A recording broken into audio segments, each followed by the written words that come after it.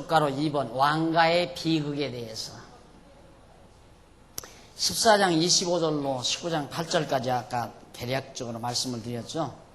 압살롬이 아버지를 반역하고 결국 아버지를 왕궁에서 내쫓고 다윗 아버지가 내쫓겨서 이리저리 도망 다니고 그러다가 이제 아버지 죽이려다가 자기가 죽어가는 내용이 이제 19장 8절까지인데 우선 압살롬의 반역 행위부터 한번 보십시다. 14장 25절로 15장 12절 2011페이지에 나오죠. 동그라미 안에 1번. 거기 보면 압살롬이 백성의 마음을 도적을 해요. 도적질을 해요. 그러니까 백성들의 마음을 다 사요.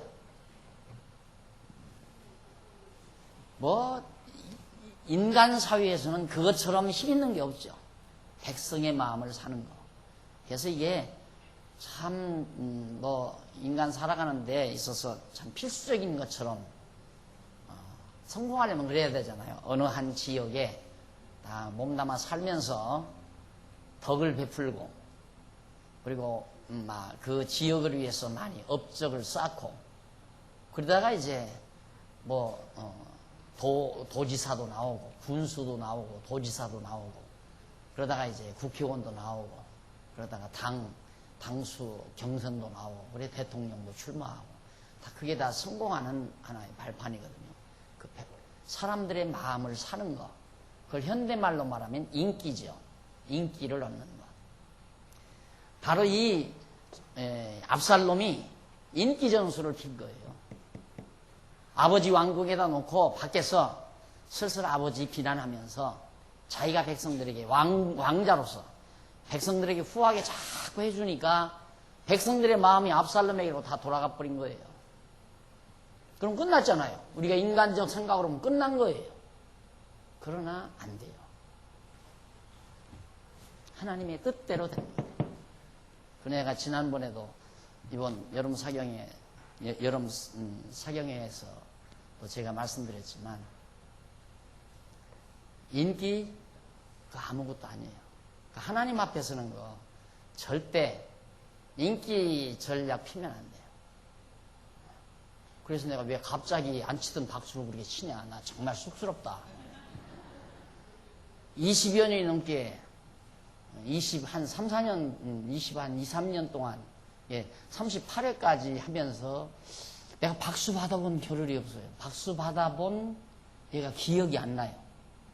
그런데 이상하게 이번에는 나갈 때 박수 치고 나올 때 박수 치고 끝날 때 박수 치고 난리를 치니까 야 이게 도대체 웬일이냐. 후배 목사님들 박수 쳐주는 건 이해를 했죠. 너무너무 애썼다. 참 수고 많이 했다 하는 뜻에서 그랬는데 나까지 하니까 야 이제는 나까지 야 너 참 수고 많이 했다 이렇게 격려를 해주는 걸까. 안 그러면 나 이해를 못하겠어요. 내가 왜 그걸 걱정하느냐면 왜 세상에서 그러잖아요. 박수 소리에 의해서 그 사람의 인기를 측정해가지고 1등 주고 2등 주고 그러잖아요. 그거에 사람 죽이는 거예요. 인기라는 거예요. 그럼 누구 비유 맞춰야 돼요? 인기 얻으려면 누구 비유? 사람 비유 맞춰야 되잖아요. 하나님 뜻, 하나님 기쁘시게 하는 게 아니라 사람 기쁘게 해줘야 돼요. 그래야 인기가 높아지는 거예요. 그래야. 압살롬이 인기 전략 핀 거예요. 백성들의 마음을 다 사버렸어요. 세상적으로 보면 성공했죠. 그러나 죽어버리고 말아요. 안 될 자는 안 되는 거예요. 쓸데없이. 그래서 제가 사실은 지난번 사경회 때 말씀드린 얘기지만 지금까지는 우리 후배 목사님들 지역에 가서 막 고생을 하고 성도들 언제 목회해봤습니까? 성도들에게 여러 가지 어려움도 당하고 또 성도들마저도 정말 몇 분 모여서 목사님 모셔다 놓고 고생하고 그런 게 측은하고 안타까워서 이제 보통 그러죠. 가면서 만나면 목사님 보고 싶어서 왔어요. 그래요. 인간적으로 보면 참 듣기 좋죠. 그 말 자체가. 목사님 보고 싶어서 왔어요. 그러니까 한 번이라도 더 좀 뵈드리고 싶고 마지막 가는 길 좀 인사라도 나누고 싶고 해서 그 교회 어려운 각 지방교회들이 다 어려우니까 그래서 저라도 좀 위로한답시고 끝날 때 좀 저 입구에 나가서 차 타고 나가시는 분들 일일이 손들어 인사하고 보내드리고 그랬어요. 이번에 박수를 받으면서 내가 느낀 게 뭐냐면, 야, 이거 완전히 이거 인기 이거 아니냐. 아, 이게 아닌데, 이건 아닌데. 내가 했던 것도 뭐 인기 관리하기 위해서 그런 것도 아니고, 진리 안에서 정말 서로 수고하고 했으니까, 바울이 말하듯이 보고 싶었다, 보고 싶다, 가서 얼굴 보고 말하련다. 이런 심정으로 했던 건데, 이것이 인간적인 어떤 인기로 전략이 된다면 말씀운동 장례도 밝은 게 아니다. 그래서 이제 교회들도 의젓하게 장로님들도 세우고 의젓하게 다 자리가 잡혀져 가잖아요. 이제는 내 손에서 떠나도 되고 내가 구태여 그렇게 하지 않아도 다 추스릴 수 있겠다 하는 생각이 들어가지고 선언을 해버렸어요. 금년부터는 이제 인사 안 합니다. 그리고 끝나자마자 바로 왔거든요. 다음 해부터는, 다음에 갈 때는 딱 내 시간 주는 대로, 저녁 시간 주면 저녁 시간 하고, 낮 시간 주면 낮 시간 하고, 안 주면 안 하고, 주는 대로 그 시간 딱 맞춰서 가서 인사하고, 딱 가서 강의하고, 그리고 시간만 참석하고 그렇게 하려고. 우리 성도님들이, 우리 교회 성도님들이 교회에서 다 만나보는데 뭐 구태여 그 먼 데까지 가서 일일이 찾아뵐 필요가 있어요. 그렇게 하려고 마음을 먹었습니다. 왜? 인기라는 것이 얼마나 야비한 것이고 하나님을 대적하는 행위인가를 알기 때문에. 그래서 압살롬의 이 아주 고약스러운 인기 전략, 이것이 결국 먹혀 들어가 가지고 아버지를 반역하는 행위까지. 인간적으로 볼 때는 좋죠. 당신이 제일 잘났다, 훌륭하다. 아, 당신 정말 누구보다도 잘하고 뭐 제일 잘한다. 세계적으로 당신밖에 없다. 이런 이야기가 사람 귀 듣기에는 참 달콤해도 그것이 자기를 삭막하게 만드는, 자기 자신을 삭막하게 만드는 무서운 암균이라는 사실을 본인이 모르면 자기 관리를 못하는 겁니다. 사람은 인기로 사는 것이 아니라 하나님의 은혜로 사는 것이고, 인간이 자기에게 인기를 보내는 대상이 아니라 서로 화목의 대상이고 서로 격려의 대상이고 사랑의 대상이라는 것, 내가 늘 강조하는 이유. 여러분들이 늘 나를 섬겨야 되고 나를 받들어야 되고 나를 추앙해줘야 되고 그런 존재가 아니라 서로가 서로를 아끼고 격려해주는 관계, 화목의 관계, 친화의 관계, 사랑의 관계지. 하나님 앞에서 이것이 이제 자기 관리예요. 그래서 언제나 우리 성도들은 하나님 앞에서 살아야지. 교회에서도 자칫 잘못하면 장로 투표한단다. 인기 관리 안 해도 될 사람은 되게 돼 있어요. 인기 관리에서 되는 장로는 반드시 말썽을 일으켜요. 선거운동 한다거나, 장로 투표한다니까 막 전화질해서 아무개는 절대 찍으면 안 된다. 누구 찍어라.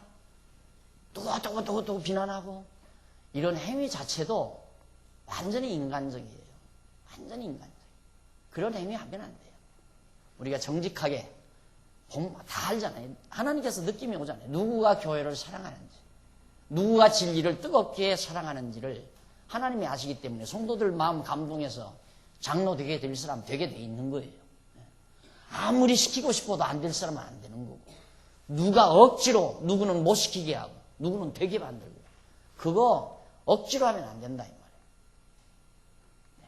하나님 앞에서 되면 하나님 앞에서 됐다라고 생각해야 되고, 됐는데 내가 인기 관리해서 됐다. 누가 그러더라고요. 쌀 2가마 떡을 해서 냈더니만 장로가 되더래요. 교인들한테 쌀 2가마를 떡을 해서 냈더니만은 장로가 되더라. 그런 장로이기 때문에 교회를 하는 거죠. 정말 진리를 사랑하고 영혼을 사랑하는 뜨거운 열정을 가진 진짜 하나님 앞에서 하나님께서 정말 세우시는 장로, 그래야 교회를 사랑하고 영혼을 사랑하는 아름다운 장로로서 교회를 세워가는 거죠. 절대 인기 전략 피면 안 됩니다. 인생 그렇게 사는 게 아니에요. 인기 전략 피면 안 돼요. 순수하게 하나님 앞에서 소박하게. 사람이 자꾸만 상대를 의식하기 시작하게 되면 그런 얍삭한 인간이 돼버리고 말아요. 하나님 앞에서 자기를 늘 느끼고 살면 아유, 나를 칭찬하든 안 하든 박수를 치든 안 치든 관계가 없죠. 근데 내가 놀란 것은 갑자기 막 안압박으로 그러니까 나갈 때 그러고 들을 때 그러고 그러니까 공모를 했나 누가 바람을 잡나. 틀림없이 내가 볼 때는 저 후배 목사님들 중에 누가 바람 잡은 걸 못해요. 한쪽에서 치기 시작하니까 막 따라서 치는 것 같은데 별로 아름다운 일이 아니죠. 박수 치는 것도 별로 아름다운 일이 아닙니다. 잘못하면 사람이 거기에 현혹이 되니까. 자, 그래서 이제 압살롬이 그렇게 완전히 사람들을, 백성들의 마음을 다 도둑질 해가지고 하는데 아주 압살롬이 인품이 잘생겼어요. 인품이 잘생기고 아름답고 백성들로부터 굉장히 추앙을 받죠. 인기를 얻었다, 인기를 얻고 살았다 이 말이죠. 그가 요압을 통하여 다윗에게 나아가서 절을 하고 입을 맞춥니다. 결국 이제 이 압살롬이 이 요압 장군, 이게 이제 아주 이게 요망한 인물이에요. 아주 요주 인물. 요 인간이 아주 요즘으로만 정치 수완이 좋은 인물입니다. 요압이. 앞으로 이제 두고 보면 알지만. 이 요압이 압살롬을 어떠한 방법으로 해서 결국 다윗 왕에게 가서 이제 면전에 한번 뵙게 만든 거예요. 그래서 가서 이제 요압이 입을 맞추고 그리고 나서 그가 백성에게 친절을 베풉니다. 온갖 친절을. 여러분 그걸 구분할 줄 알아야 돼요. 상대방이 친절을 베풀 때 어떤 목적이 있는 친절은 그건 친절이 아니라 기만행위예요. 아세요? 자기가 어떤 의중에 목적을 두고 상대에게 친절을 베푸는 건 그건 기만행위란 말입니다. 사기행위고. 목적이 없어요. 순수하게 사랑으로 나오는 친절이어야 돼요. 그런데 압살롬은 완전히 목적이 있어요. 백성들이 친절 베푸는 것이 전부 자기에게 인기를 몰아오게 하기 위한 그런 방법. 저는 사실 이 말씀운동 개척자라고 그러나요? 어떻게 나는 그거 하려고 한 것도 아닌데 하다 보니까 결국 말씀운동이 만들어지고, 말씀운동이라는 것도 이름도 제가 무슨 국리에서 진 게 아니에요. 젊은 놈들이 한 20여 명이 몰려와가지고 목사님 이거 이래 그냥 있으면 안 됩니다. 우리 이 모임에 대한 이름을 하나 지어주십시오 그래요. 그걸 갑자기 이름을 지라는데 내가 뭐라고 얘기를 해요. 명동 모임 딱 만들어가지고 명동 모임에서 젊은 아이들이 대학생들 한 20여 명이 와가지고 우리 이 일을 위해서 죽기로 각오했습니다. 이름 하나 지어주십시오 그래서 야 이름 뭐냐 그냥 말씀이 운동하는 거니까 말씀운동이라고 해라 그래서 말씀운동이 된 거예요. 그러다 보니까 점점 이렇게 확산이 되고 각 지방으로 내가 이리저리 뛸 수밖에 없었고 내가 가서 강의를 해야 되고 또 들으려고 했으니까 또 4명이 모여도 가서 2, 3일씩 가서 같이 뒹굴면서 가르쳐줘야 되고 7, 8명이 모여도 가르쳐줘야 되고 한 군데는 가니까 2명 모였더라고요. 춘천에서 사모한다고 해서 갔더니 사람 2명 모여놓고 사모한대요. 그래서 2명을 모여놓고 그 거실에 앉아서 막 심으로 땀을 흘리면서 강의를 하니까 집사람은 열을 받아가지고 미안해요 또 저녁에 가서 뭐라고 하지 말고 열을 받아가지고 방에 가서 피곤하다고 자꾸 사모님은 가서 누라 부르니까 방에 가서 누워서 자기가 생각을 했대요. 참 팔자 속이다. 사람 둘러고 저렇게 열강을 뭐로 하느냐 이상하더래요 그때. 그러면서 이제 하다 보니까 결국 이제 교회들이 세워지죠. 이제 교회들이 세워진 다음에는 교회들이 세워지기 전까지는 제가 직접 다이렉트로 때로는 전화도 하고 직접 여러 가지 교제도 하고 이러는데 일단 목사님들이 딱 가면 제가 물러서줘야 되잖아요. 그래서 오해도 참 많이 받았어요. 이 교회 서지기 전에는 우리 집 고추장, 된장 하나도 안 담아 먹었어요. 고춧가루, 멸치, 다 지방에서 다 보내와가지고 물어봐요. 김여숙 씨한테. 그렇게 사랑을 많이 받아요. 그런데 교회가 딱 서진 다음에부터 하지 말라고 집사람이. 아이고 집사님 그러면 안 돼요. 하지 마세요. 그러면 안 돼요. 하지 마세요. 전화 받는 거 보면 내가 알죠. 그 남편이 그 아내지. 또 나한테 배워서 그러지 뭐 자기도. 하지 말라니까. 그거 받지 말라고. 하지 말라고. 그러니까 상대는 오해할 거 아니에요. 목사님 만변했다 해가지고. 그래서 한때 오해도 많이 받고 그러면서 이제 오늘 그래도 이만큼 우리 강남노예가 자라오는 모습. 그러면서 이제 뒤에들 깨닫고야 아하 박 목사님 생각이 이것도 어떻게 보면 내 자랑 같네. 자랑이 아니라 제발 여러분 인기로 살면 안 돼요. 인기로 살면 안 된단 말입니다. 하나님 앞에서 살아야지. 다윗 보세요. 백성 인기 다 달아나도 하나님 붙들고 다윗 결국 왕궁 그냥 차지하잖아요. 인기 높아진다고 해서 높은 자리에 앉는 거 아니에요. 하나님 앞에서 하나님 의지하고 살 때 마음에 평안이 있고 기쁨이 있는 거지. 그래서 압살롬이 아름다운 인품과 그 가족 상황에 대해서 이제 25절로 27절 밝히는데 온 이스라엘 가운데 압살롬같이 아름다움으로 크게 칭찬받는 자가 없었으니 최고로 잘났어요. 저는 발바닥부터 정수리까지 흠이 없다. 아주 잘생긴 호남이 형님 같아요. 아주 잘생겼어요. 그러니 얼마나 인기가 좋겠어요. 그래서 저는 가끔 키 작은 것도 다행이죠. 누가 그래요. 목사님 정말 키만 한 15cm만 더 컸으면 참 좋겠다고 그런 얘기를 하는 사람 내가 직접 들었어요. 그래 15cm 적으니까 어때? 비기 싫어? 비기 싫으면 말아.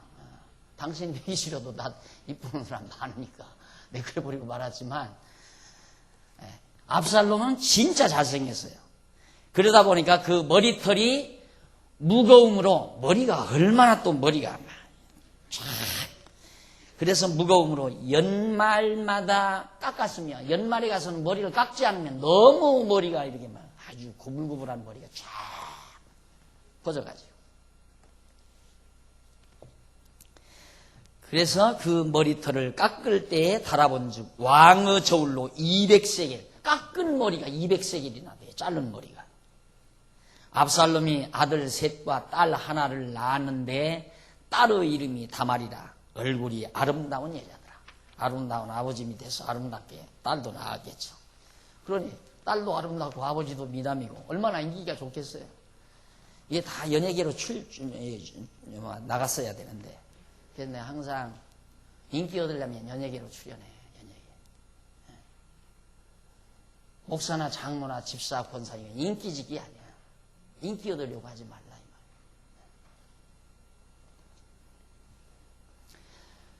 14장 28절 33절까지 보면 압살롬이 요압을 통하여 다윗 왕을 만납니다.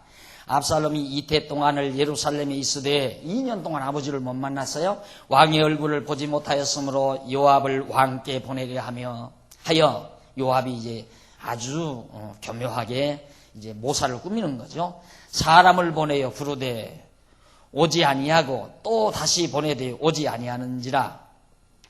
압살롬이 그 종에게 이르되 보라 요압의 발이 내 발 근처에 있고 거기 보리가 있으니 가서 불을 놓으라. 압살롬의 종들이 그 밭에 불을 놓았더니 요압이 일어나 압살롬의 집으로 와서 압살롬에게 이르되 어찌하여 네 종들이 내 밭에 불을 놓았느냐. 압살롬이 2년 동안 아버지를 못 봤는데도 요압을 왕께 보내래. 요압을 이제 이 압살롬이 요압을 다윗 왕에게 보내가지고 어떻게 좀 다윗 왕을 만나보고 싶은데 요압이 자기 집에 안 오는 거예요. 사람을 보내도 또 안 오고 그러니까 자기 종 요압 압살롬이 자기 종을 시켜가지고 이 요압의 보리밭에다가 불을 질러 버렸어요. 이 압살롬이 시켜가지고. 그러니까 그때야 요압이 쫓아온 거예요. 당신 종들이, 네 종들이 어떻게 왜 우리 보리밭에다가 불을 질렀느냐. 그렇게 해서 이제 만나가지고 요압에게 부탁을 하는 겁니다. 이 압살롬이. 그래서 결국 요압이 일어나 압살롬의 집으로 와서 압살롬에게 이르되 어찌하여 네 종들이 내 밭에 불을 놓았느냐. 압살롬이 요압에게 대답하되 내가 일찍 사람을 보내어 너를 이리로 청한 것은 내가 너를 왕께 보내어 고하게 하기를 어찌하여 내가 그 술에서 돌아오게 되었나이까. 이때까지 거기 있는 것이 내게 나으리이다 하려 함이로라. 이제는 네가 나로 왕의 얼굴을 보게 하라. 내가 만일 죄가 있으면 왕이 너를 죽이시는 것이 가하니라. 죄가 있으면 왕이 너를 죽이는 게 가하니라. 죽이시는 것이 가하니라. 다시 요압에게 대답하되 내가 일찍 사람을 보내어 너를 이리로 청한 것은 내가 너를 왕께 보내어 고하게 하기를 어찌하여 내가 그 술에서 돌아오게 되었나이까. 이때까지 거기 있는 것이 내게 나으리이다 하려 함이로라. 이제는 네가 나로 왕의 얼굴을 보게 하라. 내가 만일 죄가 있으면 왕이 나를 죽이시는 것이 가하니라. 나를 왜 무엇 때문에 다시 돌아오게 해놓고 왕의 얼굴을 못 보게 하느냐. 그리고 요압에게 항의를 한 거예요. 그러면서 왕의 얼굴 나 좀 보게 해달라. 네가 만일 죄가 있으면 압살롬 자기가 죄가 있으면 왕이 나를 죽이시는 것이 가하다. 나 죽음을 내대고 아버지 왕을 좀 보고 싶다. 이제 이 말이에요. 33절 요압이 왕께 나가서 다윗 왕께 나가서 그 말을 고였습니다. 압살롬이 지금 왕을 보고 싶어 합니다. 왕이 압살롬을 부르니 저가 왕께 나가 그 앞에서 얼굴을 땅에 대어 절하며 왕이 압살롬과 입을 맞춥니다. 결국 오랜만에 몇 년 만에 압살롬을 눈앞에 두게 됩니다. 다윗이 와서 넙죽 자기 앞에 절하는 압살롬을 보니까 그래도 핏줄이라고 배정이 내려가서 다윗이 압살롬의 볼에 입을 맞추는 그런 정겨운 모습이 바로 33절에 나타납니다. 이런 일이 있은 이후에 15장 1절로 6절에 보면 13페이지에 다윗의 아들 압살롬이 친절로 백성의 마음을 도적질한다는 얘기죠. 도적함. 이후에 압살롬이 자기를 위하여 병거와 말들을 준비하고 전대 50명을 세우니라 그랬어요. 전대 50명을. 참 하여튼 성경에는 이 성경을 깨닫게 되면, 성경을 알게 되면 하여튼 만사가 다 나요. 만사에 대한 일이 다 나타나요. 지난번 이제 여름 사경회 때 이제 갔는데 멀리서 온 최초의 말씀 접하고 알게 된 분인데 멀리서 오셨어요. 그때 딱 첫 인상이 이 지역에 교회가 되겠구나. 저 가정만 굳굳이 서 있다면 교회가 되겠다. 이 생각을 하고 이제 왔던 그런 분인데 그때 극진이 대접도 받고 그러고 왔던 분인데 오랜만에 오셨더라고요. 오셔가지고 나를 어디서 만날 수가 없으니까 뒷자리에 앉아있는데 뒷자리에 그 많은 사람들이 있는데 옆에 와서 앉아서 얘기를 하시는 거예요. 그런데 벌써 거기는 교회가 서져가지고 목사님이 목회를 하는 곳인데 한참 얘기했는데 하필이면 그 목사님이 또 왜 들어와 그 시간에 조금 늦게 들어오지.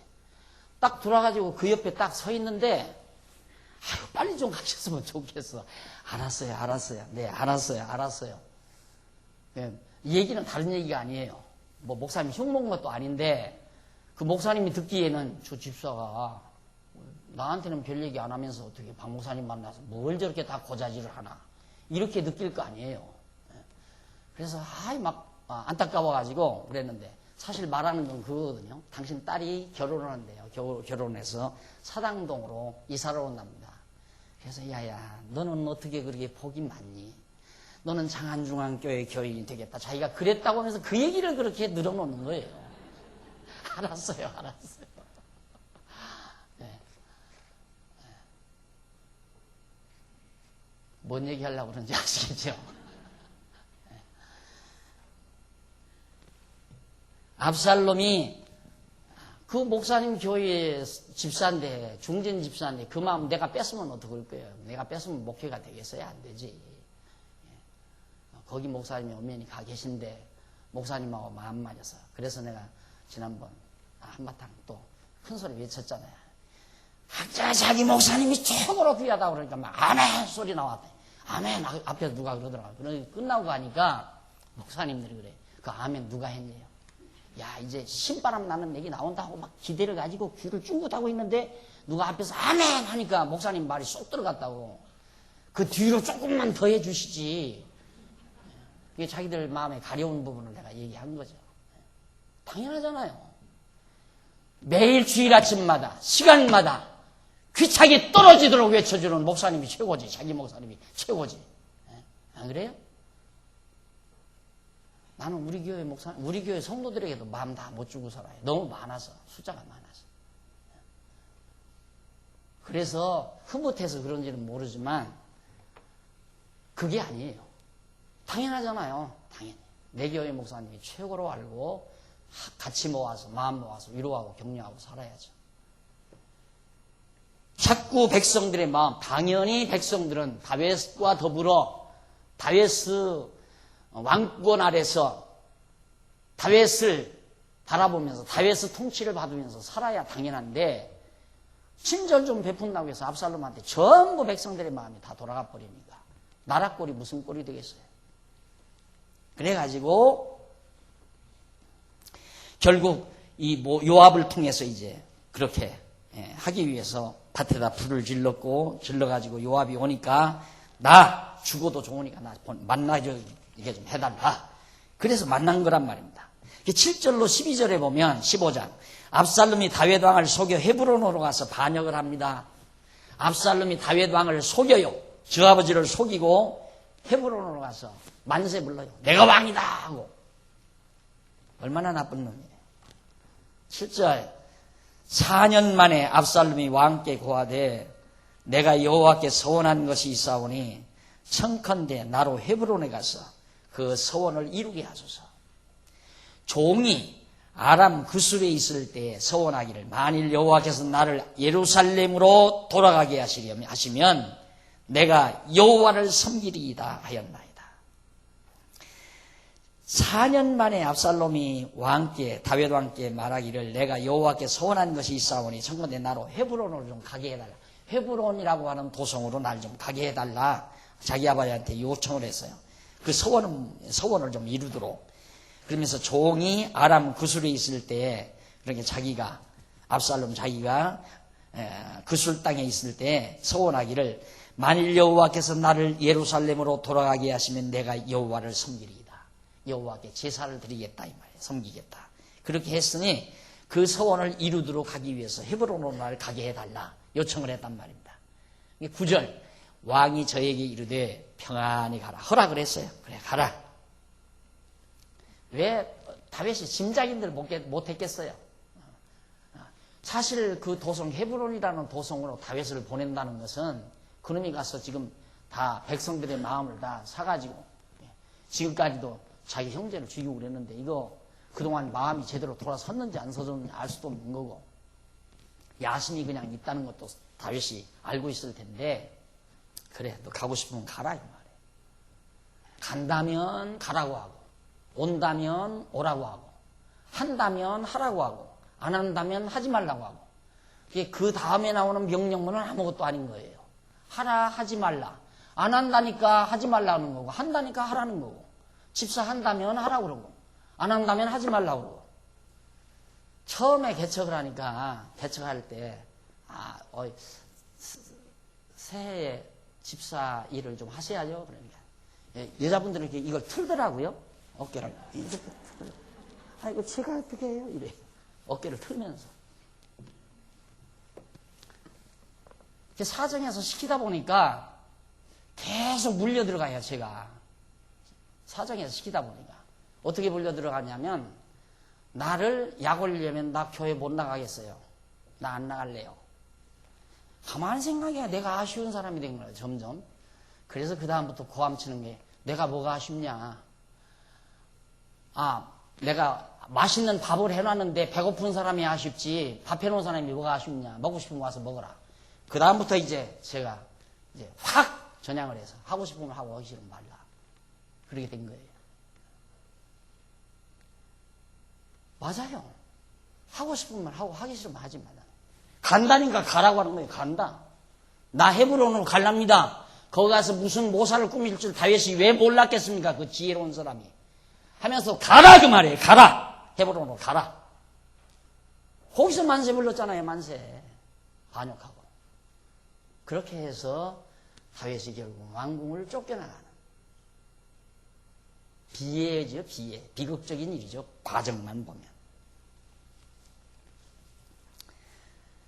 그래서 10절에 보면 이에 압살롬이 정탐을 이스라엘 모든 지파 가운데 들어 바로 가라 허락하자마자 정탐들을 전부 모든 전 이스라엘 나라에 전 이스라엘 도성에다 전부 보냅니다. 모사꾼들을 보내는 거죠. 전부 보내가지고 두루 보내요. 이르기를 너희는 나팔 소리를 듣거든 곧 부르기를 압살롬이 헤브론에서 왕이 되었다 그렇게 고함치라 이 말이에요. 각 지역에다가 전부 사람을 보내가지고 나팔 소리가 확 나거들랑 압살롬이 이스라엘의 왕이 되었다라고 크게 고함을 치라. 완전히 반역이지요. 반동. 그렇게 다 짜놓고는 헤브론에서 왕이 되었다라 하니라. 11절. 그때에 압살롬에게 청함을 받은 200명이 그 사기를 알지 못하고 아무 뜻 없이 예루살렘에서 저와 함께 갔다. 이 압살롬의 그 계략을 알지도 못하고 다 따라간 거예요. 압살롬에게 청함 받은 말, 야, 나를 따라가자, 가자, 헤브론으로 갔는데 나하고 동행가자 해서 한 200여 명을 데리고 간 거예요. 예루살렘에서. 그 사람들은 아무것도 모르고 따라간 거죠. 그리고 12절 제사 드릴 때 압살롬이 사람을 보내요. 다윗은 모사 길로 사람 아이도벨을 그 성읍 길로에서 청하여 온지라. 반역하는 일이 커감에 압살롬에게로 돌아오는 백성이 점점 많아져요. 야, 사태는 이미 압살롬에게로 다 기울었다 하니까 백성들이 다윗에게서 전부 압살롬에게로 전부 마음을 다 돌이키는 거예요. 위기 아니에요? 가장 큰 위기죠. 갈 테면 다 가라. 다윗은 그것도 모르죠. 다 가는 줄도 모르죠. 그러나 요압이 그런 행동을 하기 위해서 헤브론으로 간다는데 하고 싶으면 가라 이 말이에요. 가서 해라. 다윗은 아무것도 모릅니다. 지금 그렇게 반동이 일어나는지는 구체적으로 모를 거 아니에요. 백성들은 점점 인기가 압살롬에게로 다 돌아가 버리고 그러자 16페이지 동그라미 안에 2번 보면 다윗 왕의 순환이 다가옵니다. 다윗 왕이 순환을 겪어요. 거듭 말씀드리지만 다윗 그냥 왕의 자리에 앉을 걸 뭐 때문에 압살롬 그렇게 해서 다시 왕위에 오르게 하는가? 이 고통을 왜 당하게 하고? 아까 말씀드렸죠. 배우게 하시죠. 무엇 때문에 우리를 망하게도 하고 흥하게도 하는가? 무엇 때문에 우리를 죄 가운데 집어넣기도 하고 죄 가운데서 벗어나게도 하는가? 전부 다 하나님 당신을 우리로 하여금 깨달아 알고 경외케 하시려는 거예요. 모든 일이 모든 만사가. 그러니 여호와 하나님을 알고 경외하며 산다는 것이 결국 삶의 목적이라니까. 사는 목적이 그거예요. 망하는 목적도 그거고 흥하는 목적도 그거고 죄 가운데 빠져드는 것도 그거고 죄 가운데서 벗어나는 것도 그거고 다 하나님 여호와 배우고 경외케 하려는 것이 하나님의 섭리의 목적이란 말입니다. 그런데 그걸 모르니까 허탄한 데 자꾸 우리 관심이 쏠리는 거예요. 내가 뭘 업적을 이루어 놓으려는 거. 내가 우리 아이들한테 배운 게 있어요. 아빠가 글을 빨리 이거 강론집을 빨리 써야 한다.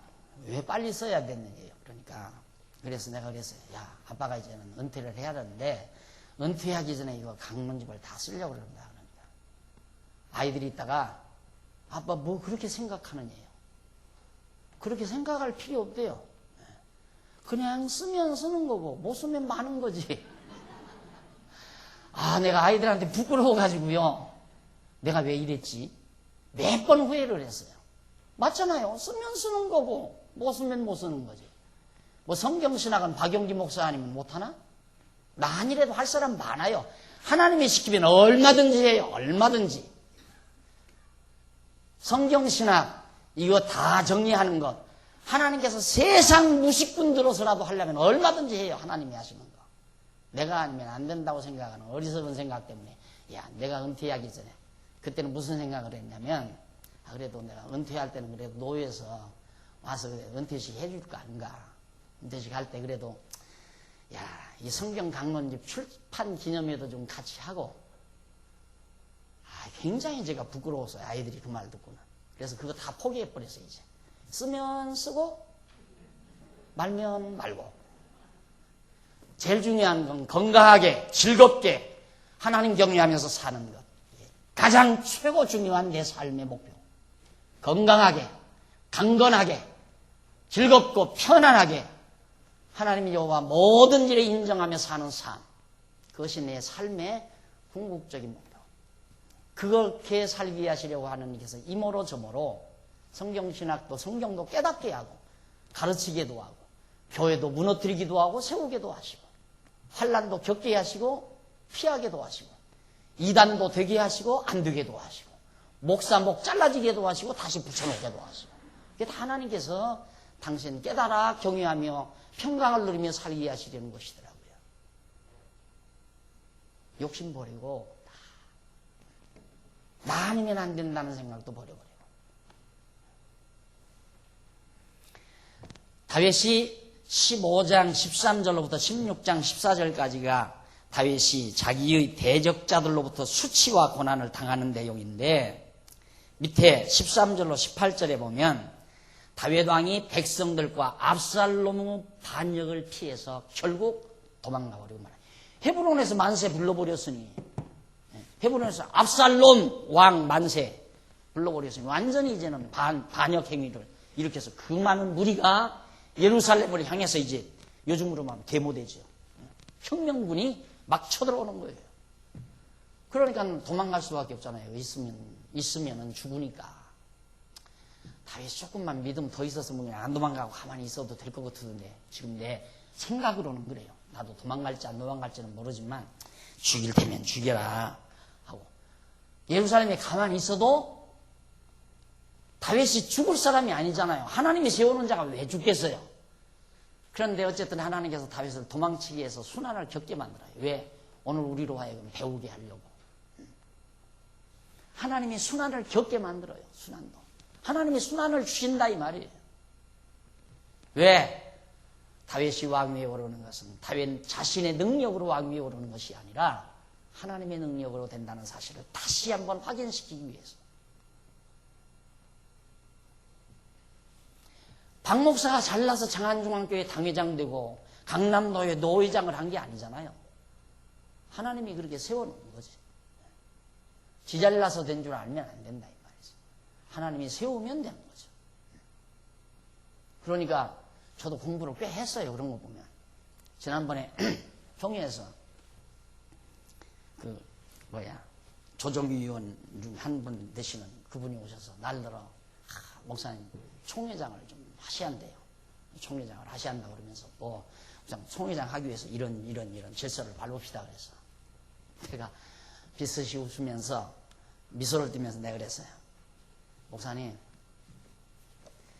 내가 총회장 하는 게 중요한 게 아니야. 총회장이 중요한 게 아니고 내가 총회장이 되는 것이 하나님의 뜻이라면 언제 돼도 된다. 그러니까 그게 중요한 게 아니라 더 중요한 게 있다. 당신이 보다시피 한국교회가 지금 완전히 다 엉망으로 가지 않느냐. 다 빗나가고 있는데 이걸 어떻게든지 빨리 좀 수습하는 방향 쪽으로 당신이 머리를 써야지. 나 총회장 안 쳤다고 해서 그게 바뀌어지겠느냐. 그랬더니 아무 말을 못하더니만 나중에 그러더라고요. 목사님의 뜻을 알았다. 안 하려고 해도 하나님이 만약에 총회장 안 칠 계획이 계시다면 되게 돼 있다는 건 내가 믿으니까 구태여 하려고 할 것도 없는 거예요. 할 수 있는 기회에 안 하려고 할 필요도 없는 거고 되면 하고 안 되면 안 하고 총회장 했다고 해서 무슨 크게 달라지나요? 명예가 높아지나요? 명예 어디다 쓰게? 아무데도 쓸데없어요. 명예 아무데도 쓸데없어요. 인기 아무데도 쓸데없어요. 뭐가 쓸데있나?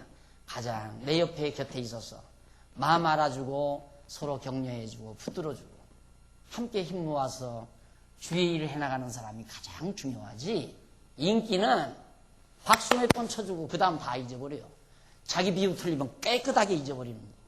아무 필요 없는 거예요.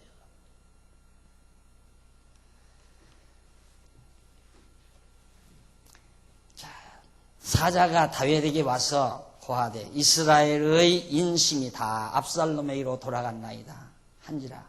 다윗이 청천벽력 같은 얘기죠. 다윗이 예루살렘에 함께 있는 모든 신복에게 이르되 일어나 도망하자.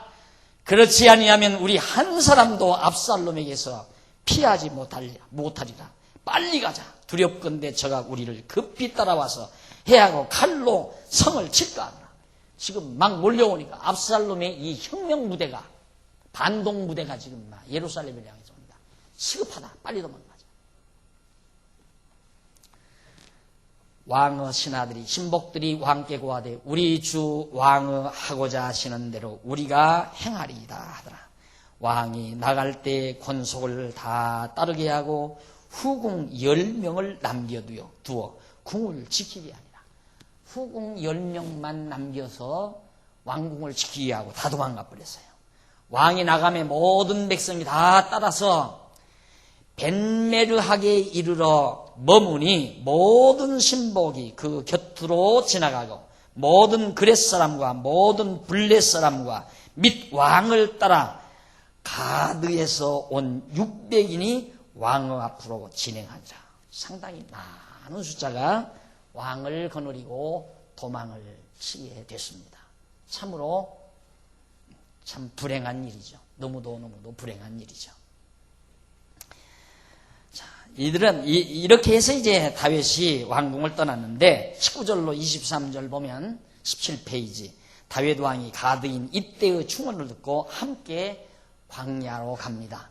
그때 왕이 가드 사람 이때에게 이르되 어찌하여 너도 우리와 함께 가느냐? 너는 쫓겨난 나그네니 돌아가서 왕과 함께 네 곳에 있으라. 너는 나그네니 돌아가서 왕과 함께 네 곳에 있으라. 너는 어제 왔고 나는 정처 없이 가니 오늘날 어찌 너로 우리와 함께 유하게 하리요. 너도 돌아가고 네 동포들도 데려가라. 은혜와 진리가 너와 함께 있기를 원하노라. 왕이 가드 사람 이때라는 사람이 있어요. 가드는 블레셋 도성이거든요. 그러니까 이스라엘이 아니고. 근데 그 가드 사람 이때가 이제 따라오니까 무엇 때문에 너는 날 따르느냐. 나는 이미 패자다. 너 어제 왔는데 내가 너를 어떻게 해줄 수가 없는 입장인데 날 따라오지 말고 너 왕 가서 섬기고 너 백성 데리고 가라. 다윗이 그렇게 이야기를 합니다. 난 너 책임 못 지니까 가라 이 말이죠. 요즘 보통은 안 그러잖아요. 무조건 따르면 좋아하잖아요. 자기 따르면 좋아해. 자기 추종하고 따르면. 다윗은 나 너 책임 못 지니까 가라 그 말이에요. 가라. 그리고 너 왕 가서 섬겨라. 이때가 왕께 대답하여 가로되 여호와의 사심과 우리 주 왕의 사심으로 맹세하옵나니 진실로 내 주 왕께서 어느 곳에 계시든지 물론 사생하고 종도 그곳에 있겠나이다. 이때라는 사람은 대단히 충성이 대단한 사람이에요. 아닙니다. 어떤 경우든지 따르겠습니다. 마치 베드로가 죽을지언정 내가 주를 따르겠나이다 하더니만 그런 얘기 하더니만 이때라는 사람도 그런 얘기를 하는 거예요. 사생결단하고 내가 따르겠습니다. 다윗이 이때에게 이르되 앞서 건너가라 하매 가드 사람 이때와 그 종자들과 그 백성들이죠. 그와 함께한 이들이 다 건너가고 온 땅 사람이 대성통곡하며 모든 인민이 앞서 건너가며 왕도 기드론 시내를 건너가니 건너간 모든 백성이 광야길로 향하니라. 참 비참하잖아요. 왕이 아들에게 쫓겨서 반동군들에게 쫓겨가지고 왕궁을 저버리고 결국 허들판 광야를 향해서 쫓겨나는데 백성들도 다 통곡하는 거예요. 그 가는 백성들도. 다윗도 할 수 없이 패자가 돼서 조그만 기드론 시내를 건너서 광야길로 접어드는 처참한 다윗의 모습이 그려져 있습니다. 그 다음 24절로 29절에 보면 다윗 왕이 성에서 메고 온 언약궤를 다시 돌려보냅니다. 다윗 왕이 나올 때 하나님의 언약궤를 메고 나왔어요. 그걸 가지고 나왔어요. 그건 놓고 나올 수가 없었어. 그런데 그걸 다시 돌려보내요. 예루살렘으로. 사독과 그와 함께한 모든 레위 사람이 하나님의 언약궤를 메어다가 내려놓고 아비아달 또 올라와서 모든 백성이 성에서 나오기를 기다리더니 왕이 사독에게 이르되 하나님의 궤를 성으로 도로 메어가라. 만일 내가 여호와 앞에서 은혜를 얻으면 도로 나를 인도하사 내가 그 궤와 그 계신 데를 보이시리라. 다윗은 절망하지 않잖아요. 왜 절망하지 않는가? 하나님의 작정하신 뜻, 여호와 하나님을 알기 때문에 절망하잖아요. 왜 그 언약궤를 가지고 나오느냐? 갖다 도로 돌려놔라. 예루살렘. 왜냐하면 하나님께서 나에게 은혜 베푸시면 내가 다시 돌아와서 언약궤 곁에서 나라를 다스리고 하나님을 경외할 수 있을 거다 그 말이에요. 이게 믿음이에요. 이게 살아있는 믿음 아니에요. 그래서 우리가 하나님 여호와를 안다는 것이 그만큼 당당해지는 거예요. 내가 하면 되고 안 하면 안 되고가 아니에요. 될 건 되게 돼 있는 거예요. 하나님께서 하실 수 있도록 하는 거고 또. 그래서 결국 하나님께 이런 믿음을 가진 다윗이 언약궤를 돌려보내면서 이렇게 말합니다. 선히 여기시는 대로 내게 행하시옵소서 하리라. 자, 그러나 보이시리라. 26절. 그러나 저가 말씀하시기를 내가 너를 기뻐하지 아니한다 하시면 종이 여기 있사오니 선히 여기시는 대로 내게 행하시옵소서 하리라. 그러나 만약 하나님께서 말씀하시기를 내가 너를 기뻐하지 아니한다 그렇게 하시면 종이 여기 있사오니 선히 여기시는 대로 내게 행하시옵소서 하리라. 여기서 선히 여긴단 말, 하나님이 좋게 여기시는 대로 하십시오. 만약에 하나님이 나 너 기뻐하지 않는다 하면 하나님 좋으신 대로 하십시오 할 수밖에 없다 이 말이죠. 그러나 하나님 좋으신 대로 여기 나와잖아요. 정해 있는데 다윗이 하나님 마음에 합한 자라고 이미 말씀한 거예요. 그러니까 다윗은 내가 지금 쫓겨나지만 다시 성곽에 들어와서 하나님 경외하며 백성을 다스린다는 이 소망을 잃지 않고 정말 왕궁을 떠나는 다윗의 모습이 여기에 그려져 있습니다. 17절, 27절. 왕이 또 제사장 사독에게 이르되 네가 선지자가 아니냐? 너는 너희의 두 아들 곧 네 아들 아히마스와 아비아다르 아들 요나단을 데리고 평안히 성으로 돌아가라. 너 제사장 너 날 따라오지 말아라. 그냥 예루살렘에 머물러 있어라 이 말. 보편적으로 안 그러죠. 따라오라 이 말. 거기 왜? 거기 가서 압살롬하고 또 합류하면 어떻게 해요? 한 사람이라도 데리고 가야죠. 다윗 당당하잖아요. 당당해요. 네가 따라온다고 해서 내가 예루살렘으로 다시 가고 네가 안 따라온다고 해서 예루살렘으로 안 가고 그게 아니고 하나님의 뜻대로 되는 거니까. 너 무엇 때문에? 언약궤가 예루살렘에 있는데 제사장이 예루살렘에 있어야지. 들어가라 이 말이야. 따라오지 마라. 그런 상황에는 한 사람이 귀하잖아요. 지금 백성들의 마음을 다 도둑질해가지고 왕이 됐는데 한 사람의 백성의 마음이라도 내가 붙들어야 되잖아요. 하나님을 의지하는 자는 하나님을 여호와로 아는 자는 비굴하잖아요. 그냥 붙들고 가지 마십시오. 왜 교회 안 나오십니까? 집사님이 안 나오시니까 자리가 황하고 교회가 텅 빈 것 같습니다. 그 얼마나 치사한 일이에요. 그러니까 나오고 싶으면 나오기 싫으면 말고. 그걸 사람들은 냉정하다고 생각하거든요. 아니, 냉정한 게 아니에요. 제가 얼마나 가슴이 뜨거운데요. 굉장히 뜨거운 사람이에요, 가슴이. 어디서? 마음이 하나 되는 데서는. 마음이 하나 되는 데서는 정말 벌써 떠난다면 마음이 떠난 거 아니에요. 마음 떠난 사람 붙들면 뭐예요? 어떤 분이 얼마 전에 저 입구에 섰는데 목사님 다음 주부터는 뭐 어머니께 안녕히 가십시오. 두 말 안녕히 가십시오. 갔다 오십시오가 아니고 안녕히 가십시오. 그걸로 끝나는 거죠. 전화질을 해서 그래도 어떻게 집사님이 우리 교회로 떠납니까? 가는 분 붙들 거 없어요. 오는 분 막을 필요 없고 와서 마음을 모으고 뜻을 모아야죠. 이미 마음 떠난 사람 몸만 붙들면 뭐예요? 마음 떠난 사람 붙들어 봤댔자 불평, 불만, 짜증, 뭐 사랑이 있네, 없네, 뭐 말이 많아. 어쨌든 교회 와서 말 많은 건 마음이 떠났기 때문에 그래요. 마음이 하나 되면 말이 없어요. 다 이해하죠. 아, 저런 게 저래서 그러는가 보다, 이래서 그런가 보다, 다 이해하고 소화를 하지. 마음 떠나야 불평불만이 나와요. 이 불평불만하는 사람이 참 안타깝죠. 마음이 하나가 안 되니까 불평불만이 나오잖아요. 가라, 너는 예루살렘 성에 있으라. 하나님의 언약궤가 거기 있는데. 그래서 기다렸다.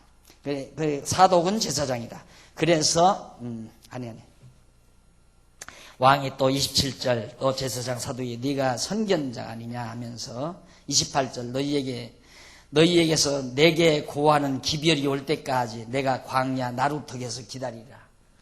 너 가서 예루살렘에 있어서 네가 나에게 기별할 때까지 나는 광야에서 그냥 머물러 있겠다. 가서 상황 봐서 예루살렘에서 돌아가는 그 상황을 봐서 기별해 다오 하고 돌려보낸 거예요. 그러면서 사독과 아비아달이 하나님의 궤를 예루살렘으로 도로 메어다 놓고 거기 유한이라. 저는 뺏어와야지, 안 그래요? 그 언약궤가 생명인데 이스라엘. 그런데 그걸 뺏어와야 하는데 예루살렘에 그냥 두고 오는 다윗의 당당함. 하나님 여호와를 믿지 않으면 그게 되겠어요? 안 되죠. 그게 안 되죠. 근데 내가 이렇게 보기에는 다윗이 아주 정말 그 들판에서 고생하면서 산 정말 그런 모습처럼 내가 느껴지거든요. 그런데도 그가 살아가는 모습은 너무너무 당당해요. 한 나라의 통치자로서 대범해요. 아주 당당해요. 그리고 마음의 폭이 너무너무 크고요. 용서가 거기서 다 나오는 거 아니에요. 용서가 다 덮어버리고 용서하고 다 알면서도 다 쏘가지고 다 바보라 쏘는 게 아니에요. 알면서도 다 쏘는 게 아니에요. 하나님 여호와를 의지하고 산다는 거예요. 그만큼 사람을 바꿔놓는다는 거예요. 간사스럽고 교묘하고 술책을 꾸미고 하나님 몰라서 하는 거거든요. 교묘하게 마음을 요리조리 굴리면서 머리 굴리면서 이렇게 하면 이렇게 되고 저렇게 하면 저렇게 되고 그건 잔재주라고 해요. 잔재주. 잔재주가 통하는 것이 신앙이 아니에요. 대범해야 돼요. 확 우직스러워요. 그냥 우직스러워요. 다윗 얼마나 우직스러워요. 지금. 대범하고 그게 하나님 여호와 의지하는 믿음에서 나오는 힘입니다. 그런 것들이.